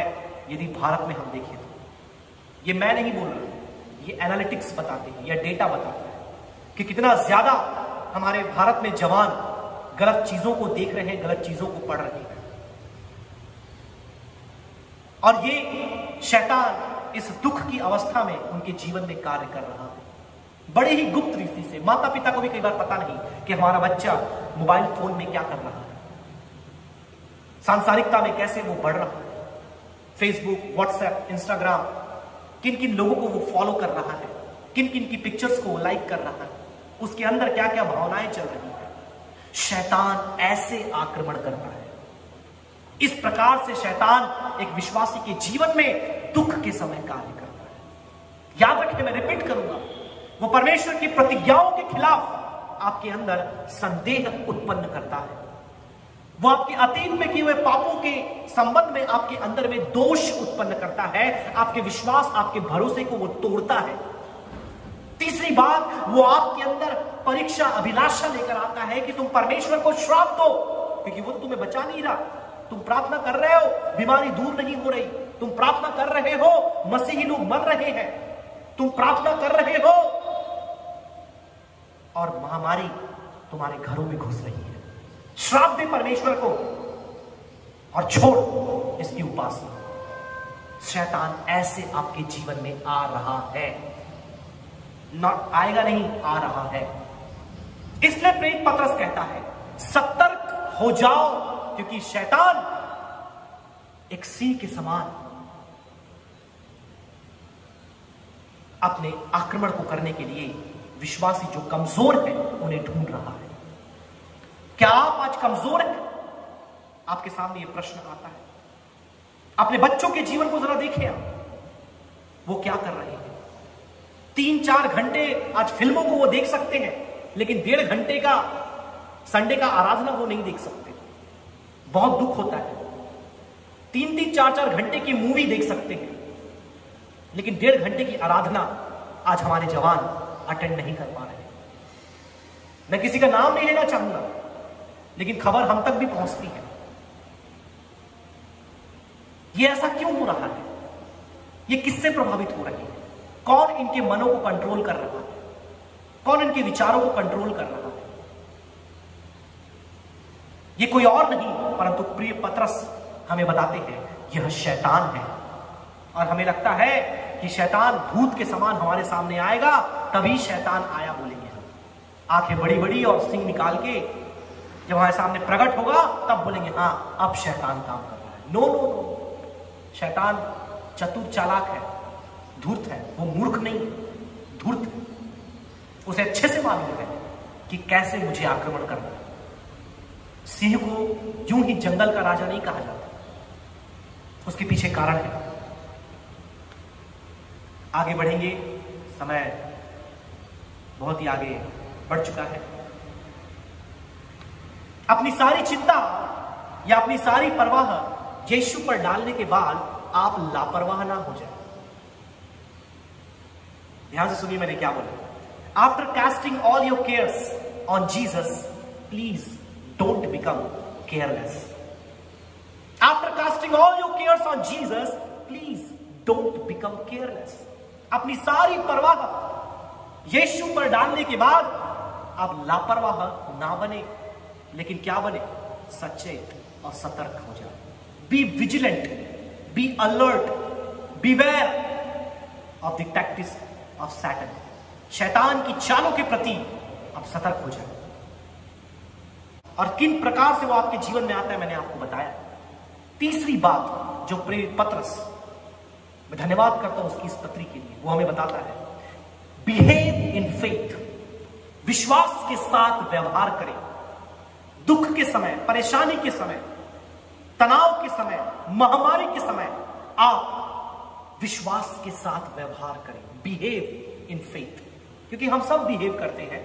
हर किसी का बिहेव करने का एक तरीका होता है, जिसे सामान्यतः हम आचरण कहते हैं, व्यवहार कहते हैं, एटीट्यूड कहते हैं। Right, it's my attitude. आजकल तो बहुत ज्यादा इस वर्ड का इस्तेमाल जवानों के बीच में। अरे उसके तो बहुत एटीट्यूड है रे बाबा, बहुत एटीट्यूड है उसके पास, वो किसी को भाव नहीं देता, किसी को भाव नहीं देती। मैं उस एटीट्यूड की बात नहीं कर रहा हूं जो आजकल के जवान जिसके बारे में बात करते हैं। मैं बात कर रहा हूं कि विश्वास के साथ व्यवहार करने के बारे में। Behaving with faith. आइए हम 9वीं आयत को पढ़ेंगे, उसी की 6वीं, 7वीं, 8वीं आयत हमने पढ़ लिया। Will study the 9th one. विश्वास में दृढ़ हो जाओ। विश्वास में दृढ़ होकर और यह जानकर उसका सामना करो कि तुम्हारे भाई जो संसार में हैं ऐसे ही दुख भोगते हैं। Who resist steadfast in faith, knowing that the same difficulties or afflictions are accomplished in your brethren that are in the world. अगली बात प्रियो, हम विश्वास में मजबूत हो जाएं, विश्वास के द्वारा हम कार्य करें, विश्वास के द्वारा हम आगे बढ़ें, विश्वास के द्वारा हम व्यवहार करें। अब बहुत से लोगों को लगता है कि विश्वास का मतलब क्या है। जब मैं विश्वास की बातें कर रहा हूं, लोगों को लग रहा होगा कि तमिलनाडु जाने वाली ट्रेन में हम चढ़ जाएं और बोले प्रभु मैं विश्वास करता हूं कि ये ट्रेन दिल्ली लेकर जाए मुझे। आप चाहे 21 दिन का उपवास प्रार्थना भी करोगे ना, वो ट्रेन दिल्ली नहीं जाएगी। कई बार लोगों लगता है विश्वास करने का मतलब यह कि असंभव बातों को हम करने के बारे में सोचें, लेकिन परमेश्वर के वचन में जब विश्वास की बात लिखी है तो विश्वास किस पर? परमेश्वर के वचन के सत्यों पर। ध्यान से सुनिए मैं क्या बोलना चाह रहा हूं। बिलीविंग, ट्रस्टिंग द ट्रूथ्स और the facts of the word of God, not on illusionary concepts. उसे अंधविश्वास कहा जाता है, उसे विश्वास नहीं कहा जाता जो परमेश्वर के वचन पर आधारित नहीं है। आज बहुत से लोग इस प्रकार के विश्वास को कर रहे हैं, इवन मसीह लोग, और अंत में उन्हें धोखा खाना पड़ता है। लेकिन धन्यवाद परमेश्वर के वचन का कि परमेश्वर के वचन में मुख्यतः 3 ऐसे तथ्य पाए जाते हैं जिसपे आपको विश्वास करना है, आपको विश्वास में दृढ़ होना है, and you have to behave in faith. सबसे पहली बात, आपको किस तथ्य पर विश्वास करना है? Satan is defeated. शैतान पराजित है, वो हारा हुआ है। कई बार इस शैतान को देखकर हम डरते हैं, हम चिंता करते हैं, हम भयभीत होने लगते हैं। लेकिन प्रियो मैं आपको एक बात बता दूं, शैतान हारा हुआ है, वो पराजित है। आज भले ही वो अपने दुम को हिला रहा हो, लेकिन उसका धड़ उसके सिर से अलग कर दिया गया है। आज से 2000 वर्ष पूर्व प्रभु यीशु मसीह, जो जीवित परमेश्वर का एकलौता पुत्र था, मानव जाति के पापों को अपने ऊपर लेकर क्रूस पर चढ़ गया और उसने मृत्यु को प्राप्त कर लिया ताकि आप और मैं अनंत जीवन पाए। और शैतान और मृत्यु के सिर को उसने कुचल दिया और हमारे पापों को अपने ऊपर लेकर वो बलिदान हो गया और मृतकों में से जी उठा ताकि हम उस नए जीवन को प्राप्त करें। तो सबसे पहली बात जिस पर आपको विश्वास करना है वो ये है कि सैटन इज डिफीटेड। शैतान पराजित है, वो हारा हुआ है। दूसरी बात, suffering a temporary part of your life. ये जो दुख है, ये जो परेशानी है, ये जो महामारी आपके जीवन में है, वह एक अस्थायी अंग है आपके जीवन का। आपको ये विश्वास करना पड़ेगा, क्योंकि आपको ये लग रहा होगा कि ये बात कहां से निकल कर आई। याद रखिए जो आयत हमने पढ़ी वहां क्या लिखा है, ध्यान से सुने। The B part of verse number 9, वहां लिखा है कि तुम्हारे भाई जो संसार में है ऐसे ही दुख भोगते हैं। इसका मतलब क्या है? प्रेरित पतरस ये बता रहा है कि तुम जो विश्वासी यहां वहां तितर बितर बिखर गए हो, दुख में हो, महामारी में हो, परेशानी में हो, तुम जो दुख उठा रहे हो ये केवल तुम नहीं उठा रहे, लेकिन तुम्हारे और भी जो प्रिय भाई बहन विश्वासी हैं, मसीह में हैं, उन्होंने भी संसार में ऐसे ही दुख को भोगा है और भोग रहे हैं। इसका मतलब जिस दुख से आज आप होकर जा रहे हैं, जिस गरीबी से आज आप होकर जा रहे हैं, जिस परेशानी से आज आप होकर जा रहे हैं, जिस शारीरिक दुख से आप होकर जा रहे हैं और जिस वेदना से अपनों को खोने के आप होकर जा रहे हैं, याद रखिए यह एक अस्थायी दुख है जो आपके जीवन का अंग है। इससे मुझे होकर जाना है, इससे आपको होकर जाना है, इससे हर एक मसीह को होकर के जाना है। No believer is immune to the problems of this world. इस जगत की परेशानियों से कोई भी विश्वासी, कोई भी मसीही अछूता नहीं है। तीसरी और अंतिम बात, तीसरा और अंतिम तथ्य जिस पर आपको विश्वास करना है वो ये है, God is in control and he is with you. परमेश्वर अब भी, चाहे स्थिति कितनी भी बद से बदतर हो जाए, परमेश्वर आज भी नियंत्रण में है, और ना केवल नियंत्रण में है परंतु वो आपके साथ है प्रियो। हालेलुया। यदि आपको याद होगा पिछले संदेश में बताया था, द पार्टनरशिप इन सफरिंग, आपके दुख में आपका साझेदार कौन है? वो कोई और नहीं परंतु स्वयं प्रभु यीशु मसीह। और आज परमेश्वर में प्रियो आपके दुख में आपके साथ है। स्थिति कितनी भी क्यों ना बिगड़ जाए, आप कभी भी शैतान की इस बात पर विश्वास ना करें कि it is out of control of God, कि परमेश्वर के नियंत्रण से ये बाहर है। आप कभी भी इस बात पर विश्वास ना करें। आपकी स्थिति कैसी भी हो, दुनिया में स्थिति कितनी भी बिगड़ जाए, अर्थव्यवस्था कितनी भी नीचे चले जाए, सारी बातें बद से बदतर होती चली जाए, you remember God is in control. परमेश्वर आज भी नियंत्रण में है and the Lord will have his final से। अंतिम की बात केवल परमेश्वर ही कहेगा। इन 3 सत्यों पर आप विश्वास करें प्रियो। बिहेव इन फेथ, विश्वास के द्वारा कार्य करने का मतलब यही है कि आप इन 3 बातों पर हर एक समय विश्वास करें, जानते रहे, मनन करते रहे कि कुछ भी मेरे जीवन में क्यों ना हो, I know that Satan is defeated. शैतान पराजित है और वो मुझ पर जय नहीं पा सकता। मैंने उस पर जय पाई है अपने बल से नहीं, घमंड के द्वारा नहीं, नम्रता के द्वारा। यीशु का विजय मेरा विजय है। प्रभु यीशु मसीह का जय मेरा जय है। आप ये अंगीकार करें प्रियो। साथ में याद रखें, ये दुख मेरे जीवन का अंग है, मुझे इसमें से होकर के जाना है, इससे बच के नहीं निकलना है। Remember, there is no detour. दुख मुसीबत से बचने के लिए कोई शॉर्टकट नहीं। अब यहां से आप होशंगाबाद के लिए जाएंगे तो रास्ते के बीच में एक बहुत बड़ा ओवरब्रिज बन रहा है। तो उस ओवरब्रिज के कारण क्या होता है, हमें साइड से होकर के जाना पड़ता है। हम बीच से जा नहीं सकते, हमारी गाड़ी को साइड से लेना पड़ता है। लेकिन मैं आपको एक बात बताऊं, मसीह जीवन में कोई साइड रोड नहीं है, कोई शॉर्टकट नहीं है, कोई यू टर्न नहीं है। मसीह जीवन में आपको जो भी बात आपके सामने आई है, आपको उसमें से होकर के जाना है। Praise the Lord. इसलिए आप प्रार्थना ये ना करें प्रभु इस दुख बीमारी को मेरे जीवन से हटा दे, बल्कि आपकी प्रार्थना ये हो जाए, प्रभु मुझे इतना बल दे, प्रभु मुझे इतना अनुग्रह दे। जिस प्रकार से पिछले सप्ताह हमने पास्टर जोस से सुना कि परमेश्वर का अनुग्रह हमारी सहायता करता है इस दुख से होकर के जाने के लिए। आज बहुत से सेवक मसीह में सो गए, हमारे कलीसिया के बहुत से विश्वासी मसीह में सो गए। और अभी आज दोपहर में एक पासवान से मैं बात कर रहा था, उन्होंने बताया कि वो डिप्रेशन में चले गए थे क्योंकि उनकी कलीसिया में पिछले 20 दिन के अंदर 15 विश्वासियों की मृत्यु हुई और बहुत दुख की अवस्था में वो थे, निराशा में थे। मैंने कुछ मिनट उनसे बातें की और यही एक बड़े दुख और वेदना, एंजाइटी, चिंता आज हमारी कलीसियाओं में देखा जा रहा है। लेकिन प्रभु का वचन ये नहीं, ऐसा ना सोचे प्रियो कि इन सारी बातों के बीच में शांत है। प्रभु का वचन हमसे कुछ बता रहा है। हम क्या करें? हम इस दुख की घड़ी में, इस चिंता की अवस्था में वी मस्ट बिकम हम्बल। हम नम्र हो जाए। और नम्रता की नई परिभाषा मैंने आपको बताई है, वो यही है कि अपनी चिंता अपने हाथों से छोड़कर हम परमेश्वर के हाथों में दे दे। वो जो बंदूक हमने लेकर सरहद पर हम खड़े हुए हैं शैतान को मारने के लिए, आप वो परमेश्वर के हाथों में सौंप दें कि परमेश्वर तू मेरी परिस्थिति को संभाल, मेरी चिंता मैं तेरे हाथों में सौंपता हूं। और फिर बिवेयर ऑफ सैटन, शैतान से आप सचेत हो जाएं। अपनी परवाह परमेश्वर के हाथों में देकर लापरवाह ना बने, परंतु आप परमेश्वर के हाथों में अपनी परवाह देते हुए आप अपने आप में भी सतर्क हो जाएं, क्योंकि चिंता के बाद जो दूसरी समस्या आपके सामने है वो शत्रु का आक्रमण है। मैंने बताया कि इन 4 तरीकों से वो आपके पास आता है। और फिर अंततः जो लास्ट पॉइंट है प्रेरित पतरस का, बिहेव इन फेथ, विश्वास के द्वारा व्यवहार करें। और विश्वास किन बातों पर?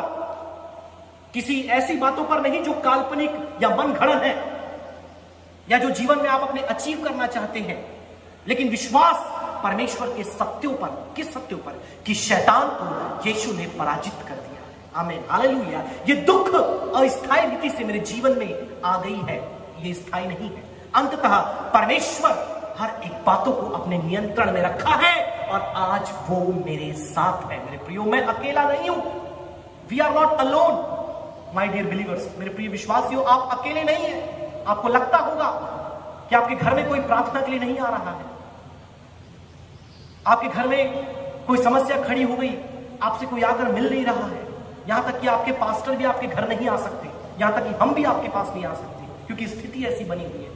कई बार एक फोन कॉल भी हम आपको नहीं कर पाते। ऐसे समय में आप याद रखें,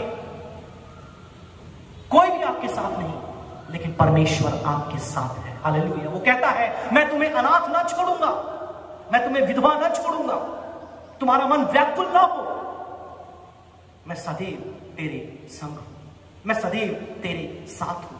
बस तुम विश्वास करो that God is in control। और जब प्रियो आप इन 3 बातों को करते हैं, when you become humble, when you become beware, or when you become aware of Satan, or when you finally start behaving in faith, 5 आशीषें आपके जीवन में आती है। 5 आशीषें, केवल उन्हें पढ़ करके अपने संदेश को मैं विराम देना चाहूंगा। आइए हम उसकी अंतिम आयत को पढ़ें, जो 10वीं आयत है। वहां लिखा है, अब परमेश्वर जो सारे अनुग्रह का दाता है, जिसने तुम्हें मसीह में अपनी अनंत महिमा के लिए बुलाया है, तुम्हारी थोड़ी देर के इस दुख उठाने के बाद आप ही तुम्हें सिद्ध, स्थिर और बलवंत करेगा। Praise the Lord. 5 बातें यहां पर दिए मेरे प्रियो परिणाम के रूप में। When you do this 3 things, there are 5 things that God is gonna give you. कई बार लगता है हमें कि हम 10 कदम चल रहे हैं, परमेश्वर 1 कदम चल रहा है, लेकिन नहीं, आप यहां 3 कदम चलिए, परमेश्वर 5 आशीषें आपके जीवन में देता है। और वो कौन सी आशीष है? वहां लिखा है, सबसे एक एक करके हम गिनेंगे। द फर्स्ट वन, परमेश्वर सारे अनुग्रह का दाता है। याद रखिए, the first blessing, the first result you have is the grace of God. आगे आप पढ़ेंगे, जिसने मसीह में तुम्हें अपनी अनंत महिमा के लिए बुलाया है। अनंत महिमा, नॉट जस्ट ग्रेस, ना केवल अनुग्रह, बट इटर्नल ग्लोरी। फिर आप आगे बढ़ेंगे, लिखा है उसके बाद तुम्हें सिद्ध और स्थिर और बलवंत करेगा। आमीन, हालेलुया। वो आपको ग्रेस देगा, अपने अनुग्रह से आपको भरेगा, वो आपको इटर्नल ग्लोरी देगा, एक अनंत महिमा आपको देगा, वो आपको सिद्ध बनाएगा। He will make you perfect। वो आपको एस्टैब्लिश करेगा, आपको वो स्थिर बनाएगा, और अंततः जो सबसे महत्वपूर्ण है आज के समय में, वो आपको स्ट्रेंथ देगा, वो आपको बल देगा। हालेलुया। आज बहुत से लोग कमजोरी की अवस्था में प्रियो, आज प्रभु का वचन मैं विश्वास करता हूं हम में से कुछ लोगों को बल देने वाला है, कुछ लोगों के घुटनों को मजबूत करने वाला है, कुछ लोगों की स्पाइन को रिस्ट्रेट करने वाला है, कुछ लोगों की चिंताओं को आज परमेश्वर दूर करने वाला है। मैं देखना चाहूंगा कितने लोग विश्वास करते हैं। मैं चाहूंगा चाहे आप अपने घर में ही क्यों ना बैठे हो, आपने अपने मनों में हाथ रखे और बोले, प्रभु मुझे तेरे अनुग्रह की आवश्यकता है, प्रभु मुझे तेरे महिमा की आवश्यकता है, प्रभु मुझे सिद्धता की आवश्यकता है, प्रभु मुझे स्थिरता की आवश्यकता है, और सबसे बड़ी बात, प्रभु मुझे बल की आवश्यकता है। यदि आप इन 5 आशीषों को चाहते हैं, और ये कोई भौतिक या शारीरिक आशीष नहीं है जिसके बारे में बहुत से सेवक आज, आप बिलीव नहीं करेंगे, इस दुख के समय में भी आज बहुत से लोग ऐसे ऐसे प्रचार कर रहे हैं कि सुन करके बहुत दुख होता है, कई बार देख करके, क्योंकि इस समय की जरूरत को वो समझ नहीं पा रहे। लेकिन प्रभु का वचन मेरे प्रियो हमें बताता है, अगर ये 5 आशीष जो आत्मिक आशीष है, यदि आपको चाहिए, आज लोग भौतिक आशीष के पीछे भाग रहे हैं, सफल होने के पीछे भाग रहे हैं, पैसा कमाने के पीछे भाग रहे हैं, संपन्नता के पीछे भाग रहे हैं, लेकिन ये आत्मिक आशीषें जो परमेश्वर का दास हमें बताता है, यदि हमें चाहिए तो we need to become humble, we need to become aware of Satan, we need to behave in faith. आइए अपने सिर को झुकाएं, परमेश्वर के अधीन हम अपने आप को करें। आप जहां कहीं भी हैं, मैं चाहूंगा अपने सिर को झुकाएं और प्रार्थना करें। यदि आपको परमेश्वर से अनुग्रह की आवश्यकता है, यदि आपको नया बल प्राप्त करना है, यदि आपको अपने जीवन में स्थिर बनना है, मैं चाहूंगा अपने सिर को झुकाएं और परमेश्वर के वचन के अधीन कर दें। इसमें से एक भी शब्द मेरे नहीं है, हर एक बात जो आपने सुना वो परमेश्वर के वचन से, पवित्र शास्त्र से निकल करके आया है। मैं चाहूंगा यदि आपके जीवन में आप इस महामारी को देखकर निराश हो गए हैं, इस बड़े दुख की बेला को देखकर आप मायूसी में चले गए हैं, मैं आपके लिए प्रार्थना करना चाहूंगा। आप अपने दिलों में हाथ रखें और विश्वास करें कि शैतान पराजित हो चुका है। विश्वास करें कि जिस दुख से मैं होकर जा रहा हूं, ये अस्थायी दुख कुछ समय के लिए मेरे जीवन में है, और परमेश्वर आज भी नियंत्रण में है और वह मेरे साथ है। हमारे अनुग्रहकारी स्वर्गीय पिता परमेश्वर, हम धन्यवाद करते प्रभु आज के तेरे उत्तम वचन के लिए, जो तूने अपने पवित्र आत्मा के द्वारा हम में से हर एक के दिलों में पहुंचाया। हम धन्यवाद करते प्रभु इस रविवार की आराधना के लिए। बीते पूरे सप्ताह तूने हमें संभाला पिता, कई प्रकार के शोक भरे, दुख भरे खबरों के बीच में तूने हम सभी को और जो प्रियजन जुड़े हैं उन्हें संभाल कर रखा। हम तेरा धन्यवाद करते हैं। आज की आराधना में प्रभु एक सुंदर आराधना स्तुति गान तूने हमें दिया, हम धन्यवाद करते हैं। एक सुंदर भजन तूने हमें दिया, हम धन्यवाद करते हैं। और अपने वचन के, अपने आत्मा के द्वारा तूने बातें किया, हम धन्यवाद करते हैं। प्रभु हम चाहते हैं कि इस दुख की घड़ी में तू हमें नम्र बना। हम अपनी शक्ति, अपने बल, अपनी सामर्थ से कुछ नहीं कर सकते और कुछ करना भी नहीं चाहते।